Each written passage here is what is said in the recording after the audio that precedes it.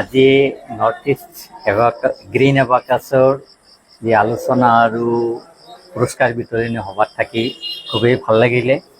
কাৰণ এই অনুষ্ঠানটো জন্ম লগ্নৰ পৰাই মই কিছু পৰিচিত হৈ আছোঁ, কাৰণ মই যিহেতু সাহিত্য সভাৰ লগত জড়িত আৰু এই অনুষ্ঠানটো প্ৰথমতে সাহিত্য সভাৰ লগত এটা ঘৰৰ এটা অংশত আৰম্ভ কৰিছিলে।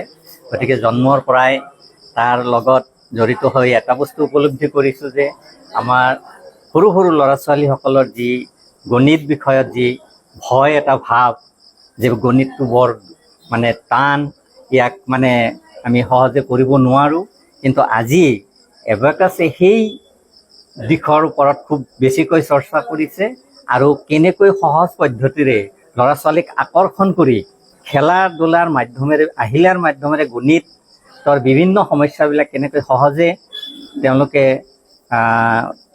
সমাধান কৰি আগুৱাই যাব পাৰে, তাৰ এটা সঠিক ৰাস্তা এই নৰ্থ ইষ্ট গ্ৰীণ এবাকাছে তেওঁলোকক দিছে। আৰু এওঁলোকৰ এই প্ৰচেষ্টাত দেখিছোঁ যে আমাৰ সোণাপুৰবাসী যিসকল অভিভাৱিকা তেওঁলোকে খুব আকৰ্ষিত হৈছে। তেওঁলোকে তেওঁলোকৰ ল'ৰা ছোৱালীবিলাকক এই কম দিনৰ ভিতৰতেই বহুত ল'ৰা ছোৱালী ইয়াতে আহিছে আৰু আশা ৰাখিছোঁ যে এই প্ৰচেষ্টা আৰু বহুত দিনলৈ চলি থাকিব আৰু বেছি বেছি সংখ্যক ল'ৰা ছোৱালীয়ে ইয়াত আহি অংশগ্ৰহণ কৰিব।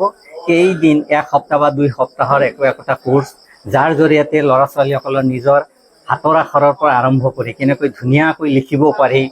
গতিকে হাতৰ আখৰ ধুনীয়া হোৱা, গণিত সহজ হৈ অহাৰ লগে লগে ল'ৰা ছোৱালীৰ মানসিকতাটো পৰিৱৰ্তন হৈ যায় আৰু শিক্ষাৰ প্ৰতি তেওঁলোকৰ ধাউতিটো বাঢ়ি যায়, শিক্ষাৰ প্ৰতি মনোযোগটো আকৰ্ষণ হয়। গতিকে তেওঁলোকৰ বাকী বিষয়বিলাকৰ প্ৰতিও তেওঁলোকৰ এটা আকৰ্ষণ শক্তি আহি যায় আৰু তেওঁলোকৰ ভৱিষ্যতটো নিশ্চয় ইয়াৰ দ্বাৰা উজ্জ্বল হ'ব। নমস্কাৰ, মোৰ নাম অৰ্চনা দে। মই এনি গ্ৰীণ এবাকাছ সোণাপুৰৰ সঞ্চালিকা। আমি ইতিমধ্যে কবিতা আবৃত্তি প্ৰতিযোগিতাৰ কম্পিটিশ্যন ৰাখিছিলোঁ আৰু আজি তাৰে ফলাফল ঘোষণা তথা পুৰস্কাৰ বিতৰণি হৈছে আৰু লগতে শিশুৰ মানসিক বিকাশৰ ওপৰত দুআষাৰ আমাৰ গণ্যমান্য ব্যক্তিসকলে তুলি ধৰিছে। মোটামুটি 50 গৰাকী প্ৰতিযোগীয়ে অংশগ্ৰহণ কৰিছে আৰু প্ৰত্যেকটো স্কুলৰ পৰাই প্ৰতিযোগীয়ে অংশগ্ৰহণ কৰিছে। এবাকাছ এক মানসিক গাণিতিক পদ্ধতি। ইয়াৰ দ্বাৰা মেথছৰ প্ৰতি থকা দুৰ্বলতা, উইকনেছ ইত্যাদি দূৰ হয়। এবাকাছৰ ফলত মানসিক বিকাশৰ লগতে plus minus, multiplication, division, decimal ইত্যাদি অতি খুব সহজ পদ্ধতিতে কৰিব পাৰি।